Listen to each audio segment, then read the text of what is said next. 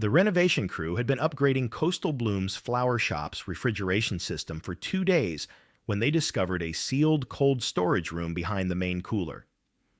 It was August 12th, 2024, and 39-year-old contractor Mike Stevens broke through the insulated wall to find a small storage space that wasn't on any blueprint. Inside, on the concrete floor, lay a human skeleton still wearing a floral apron, surrounded by dried blackened roses that had long ago lost their fragrance. Within hours, DNA would confirm what the small California coastal town of Seaside had feared for 15 years. They'd finally found Violet Morgan, the beloved flower shop employee who vanished while preparing a wedding order on May 2, 2009. Her workstation had been left with fresh flowers arranged on the table, scissors open mid-cut, ribbon spools unrolled, as if she'd simply stepped away to get more supplies. The truth was far darker. She'd been murdered and sealed in a cold storage room by someone she'd worked alongside every day, someone whose jealousy over a promotion had turned deadly, someone who'd taken over Violet's position and built a career on her disappearance. For 15 years, customers had bought flowers just feet away, never knowing Violet's body lay frozen behind the walls. Mike Stevens was an experienced contractor at 39 years old. He'd been doing repairs and renovations for small businesses in the California coastal area for 15 years and had worked on dozens of shops and restaurants. Coastal Bloom's Flower Shop wanted to upgrade their old refrigeration system to meet new health code standards.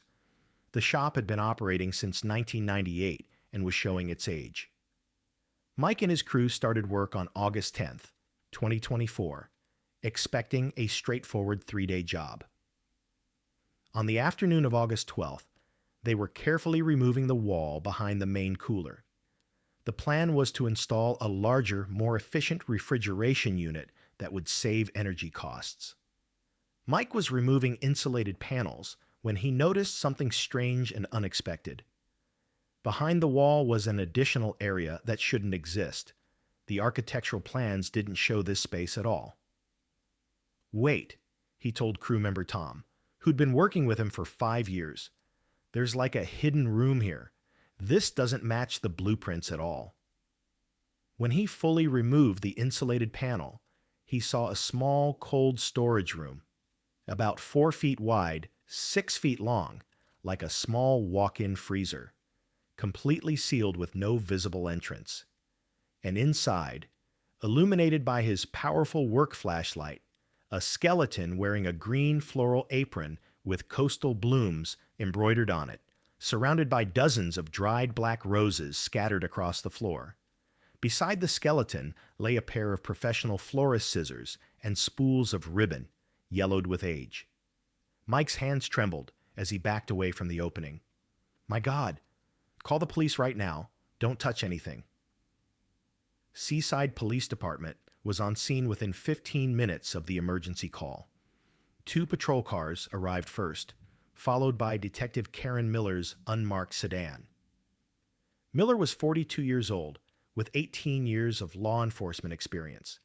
She knew small coastal California towns well and understood their tight-knit communities. Forensic teams carefully examined the sealed area. Crime scene technicians photographed every angle, measured precise distances, collected samples from every surface. The skeleton was positioned in a standing position, leaning against the back wall. There was obvious blunt force trauma to the left side of the skull, multiple impact points suggesting repeated strikes. Clothing remnants included a green floral apron, faded jeans, and canvas sneakers. A silver wristwatch on the left wrist had stopped at exactly 6:50 p.m., possibly indicating the time of death. "Florist," Miller said, kneeling beside the remains, "worked here. Let's look thoroughly into this shop's complete history." Shop records were examined over the next several hours by Detective Miller and her team. Opened in 1998 by owner Richard Blake, who'd run the business successfully for over 2 decades. There was one significant missing person case in the files: Violet Morgan, 25 years old, florist employee, disappeared May 2, 2009. Miller opened the thick 2009 case file that had been stored in archives. Detective James Cooper had conducted the thorough original investigation at that time. Cooper was now retired and living in San Diego, but Miller called him that evening. Violet Morgan, Cooper said slowly, 67 years old now. Never forgot that case. It haunted me for years after I retired. Sweet girl, absolutely wonderful with flowers. Customers loved her. She disappeared one Saturday night while preparing a big wedding order.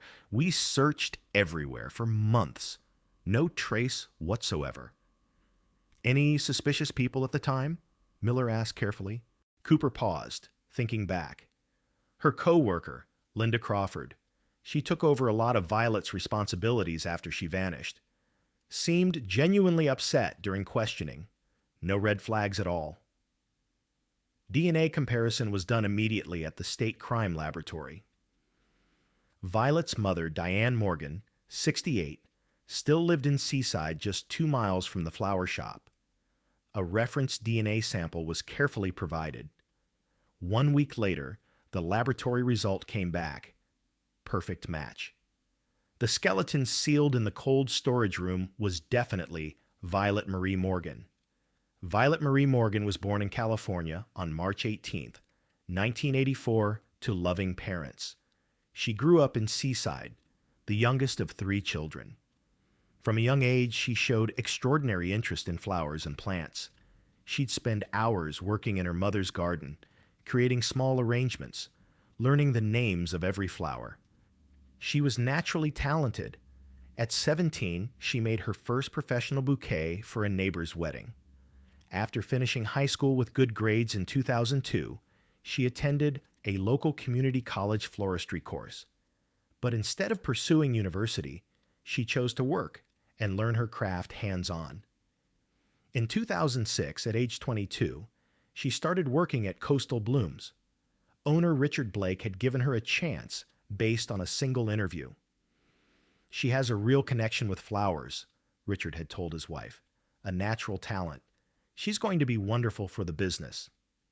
Violet learned quickly and eagerly. Weddings, funerals, anniversaries, special occasions. Every arrangement became a work of art in her skilled hands. She had an eye for color and design that couldn't be taught. Within a year, regular customers started specifically requesting Violet for their orders. That girl is absolutely amazing, they'd tell Richard. She just gets what we want. In 2008, at age 24, she got engaged to Jake Turner, a local fisherman she'd met at a community event. They were deeply in love, bought a small apartment together, adopted a golden retriever named Daisy. They planned to marry in summer 2010 and hoped to start a family. Violet was genuinely happy with her life and career. But there was something important Violet didn't know. Her coworker was becoming increasingly dangerous. Linda Crawford was born in California in 1967 in a working-class family. She'd had a difficult life from the start, married young at 19, divorced by 25, raising 2 young children alone on minimum wage. In 1997, at age 30, she started working at Coastal Blooms as a part-time employee. She was a loyal and reliable employee, but not particularly creative or skilled. Customers often found her arrangements plain and uninspiring. Richard Blake appreciated Linda's reliability, but never considered her for advancement. Linda's dependable and shows up on time, but she's not a manager, he'd tell his business partner quietly. She doesn't have that creative spark we need.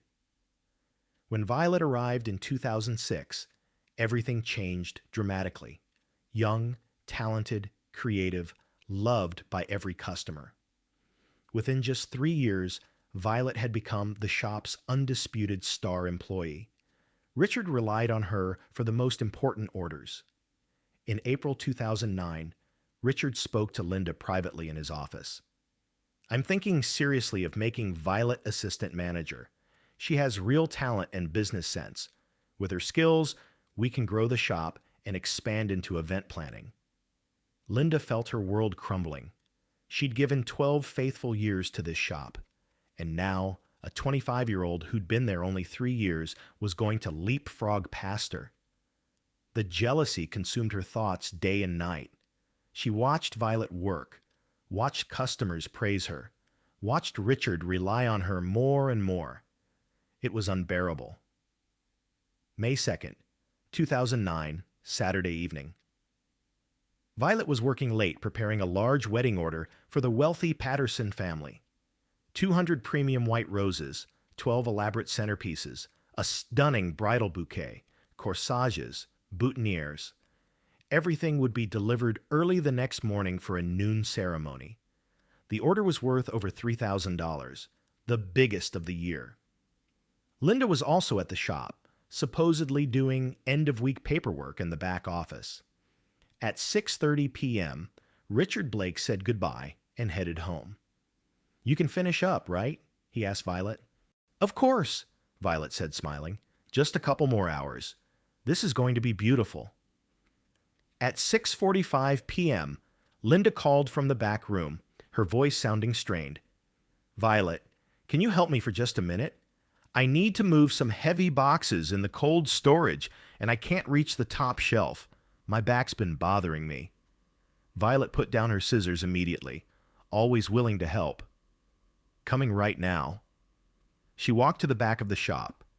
Linda was standing by the cold storage door, which was open. The storage was dark inside. The light wasn't working. Cold air drifted out. "Where exactly?" Violet asked, stepping inside. Linda hesitated for just one moment, her heart pounding. Then she made her decision.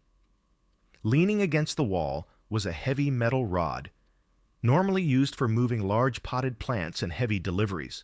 Linda grabbed it with both hands and struck Violet's head from behind with all her strength. The impact was brutal and sudden. Violet fell to the concrete floor, shocked and confused, blood starting to flow. "Linda, why? What?" Linda, now panicking, adrenaline surging through her body, struck her again, then again. Violet stopped moving, stopped breathing. Blood pooled on the cold floor. Linda dropped the metal rod and checked Violet's pulse with shaking fingers. Nothing. Violet Morgan was dead. Linda backed away, breathing heavily, suddenly realizing the enormity of what she'd just done. What had she done? She'd killed Violet. The sweet girl who'd never done anything wrong, who'd been kind to everyone, who was talented and young and had her whole life ahead. But then cold reality hit her thoughts. This was actually her solution. If Violet disappeared mysteriously, the promotion would be Linda's. The assistant manager position would be hers. She could finally live her dream. Linda worked quickly through the night, driven by fear and desperate determination. The cold storage room had an unused back section, leftover space from when the original shop was expanded years ago. It had been sealed off partially, but never finished properly. Linda dragged Violet's body into that dark space and positioned her against the back wall. She tried to arrange it respectfully somehow, though she knew that made no sense. Then she spent the next several hours building a complete wall to seal the space permanently. She found insulation panels in the supply room, screws, industrial adhesive. She worked methodically until early morning. By 4 a.m., the wall looked like it had been there for years. Then she thoroughly cleaned the main cold storage area. She wiped every trace of blood using bleach and paper towels, cleaned the metal rod until it shone, organized everything to look completely normal. She left Violet's workstation exactly as it was. Fresh flowers beautifully arranged on the table, scissors open mid-cut, ribbon spools partially unrolled, Violet's coffee mug half full. The scene looked like Violet had simply stepped away for a moment and would return any second. At 5 a.m., Linda drove home, took a long hot shower, and tried to sleep. But she couldn't. Violet's face was in her mind. Her voice asking why echoed endlessly in her ears. But she told herself she had no choice now. It was done. She had to survive this. At 8 a.m. the next morning, Jake Turner tried calling Violet repeatedly about the wedding delivery. No answer. He drove to the shop, worried and confused. The shop was locked, but Violet's car was still in the parking lot. Her purse was on the desk in the back room, her phone on the work table beside the beautiful flower arrangements. But Violet herself was nowhere to be found. It made no sense. Jake immediately called police, his voice panicked. Detective Cooper arrived within minutes and began a thorough investigation. The shop was searched carefully. Everything appeared completely normal, except for one impossible fact. Violet was missing. Cooper questioned Linda extensively. "When did you last see Violet?" "Yesterday evening around 6, Linda said, seeming genuinely worried and upset. "Richard went home, and Violet and I stayed to finish the wedding order. I left around 7 because my kids needed dinner. Violet was still working on the arrangements. She said she'd lock up when she finished. The wedding customer was contacted. Violet never delivered anything. The wedding was ruined." Searches were organized immediately. Police and volunteers combed the entire coastal area. Search dogs tracked Violet's scent from the shop to the parking lot, then lost it completely. The beach was searched, forests checked, nearby towns contacted. Weeks passed, then months. No trace of Violet Morgan. Jake was emotionally devastated and never fully recovered. Diane refused to give up hope completely. "She'll come back someday," she'd say, though her voice grew less certain with each passing year.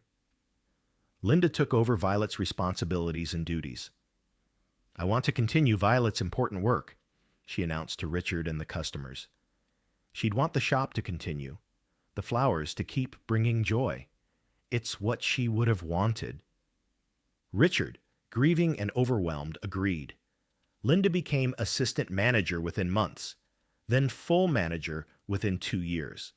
For 15 long years, she ran that flower shop, arranged countless weddings, greeted thousands of customers, mentioned Violet's name reverently, told people, "I miss her so much every single day." When Diane came to buy flowers for special occasions, Linda was especially kind and gentle, all while knowing Violet's frozen body was sealed just feet away. Until August 2024. Mike Stevens' crew broke through that wall during renovation. Detective Miller worked closely with genetic genealogy specialist Dr. Emma Park from the State Crime Laboratory. Forensic analysis found trace DNA on Violet's bones and clothing, skin cells, and biological material that Linda had inevitably left behind while moving the body and building the wall. A detailed genetic profile was created and uploaded. Dr. Park uploaded the DNA profile to public genealogy databases. 3 weeks of careful analysis later, a match emerged: Linda Crawford. On September 5th, 2024, Detective Miller arrived at Linda's house with 2 uniformed officers. Linda opened the door, looking exhausted and older than her 57 years. "Detective Miller, I knew someone would come eventually," she said quietly, resignation in her voice.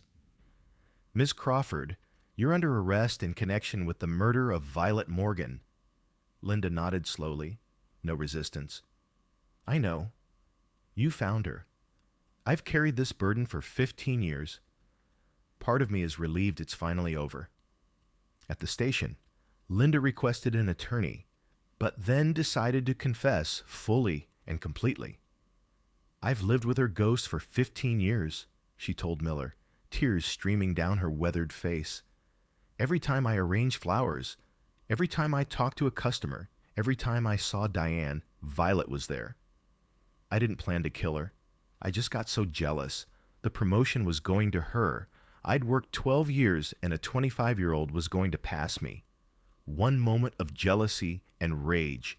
But that moment cost Violet everything: her life, her future, her wedding, her dreams, and it cost me my soul."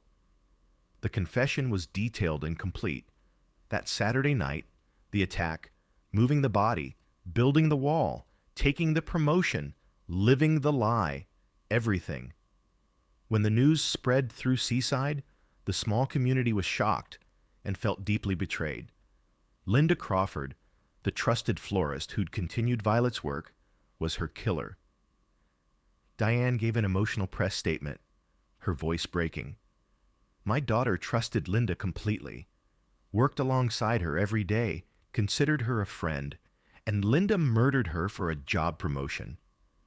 For 15 years, I ordered flowers from her for Violet's birthday, for holidays, for special occasions. I thanked her for continuing Violet's legacy. I supported and trusted my daughter's killer without knowing. The betrayal is beyond words. The trial began in October 2024. Linda was charged with first-degree murder with special circumstances. Her attorney tried to argue for a reduced charge, claiming the killing wasn't premeditated, but the prosecutor was firm. The jury deliberated for 4 days, reviewing evidence carefully. Verdict: guilty of first-degree murder. At the sentencing hearing, Diane spoke through tears. Linda built her entire career on my daughter's frozen corpse. She lied every single day for 15 years. She smiled at me while Violet's body was behind the wall. She deserves every day of her punishment. The judge announced the sentence: life in prison with possibility of parole after 20 years. Linda was 57 years old. She could apply for parole at age 77, though it was unlikely to ever be granted. Linda stood and faced the courtroom, her voice barely audible. I deserve this sentence. Violet didn't deserve what I did to her. I wish I could take it back, but I can't. I'll spend the rest of my life living with what I've done. Coastal Blooms was officially renamed Violet's Blooms. A bronze plaque was installed by the entrance. Violet Morgan, 1984 to 2009. Created beauty and art with flowers, touched every life she met, never forgotten. Detective Miller said in media interviews, killers are sometimes the people we work alongside every day, people we trust. Linda lied for 15 years while working in that shop. Modern DNA technology and genetic genealogy brought justice for Violet. Seaside is slowly healing from the betrayal. The shop continues to serve the community under new management. Violet's legacy of creating beauty lives on. If this story moved you, please subscribe and hit the like button. Comment which case you'd like us to investigate next.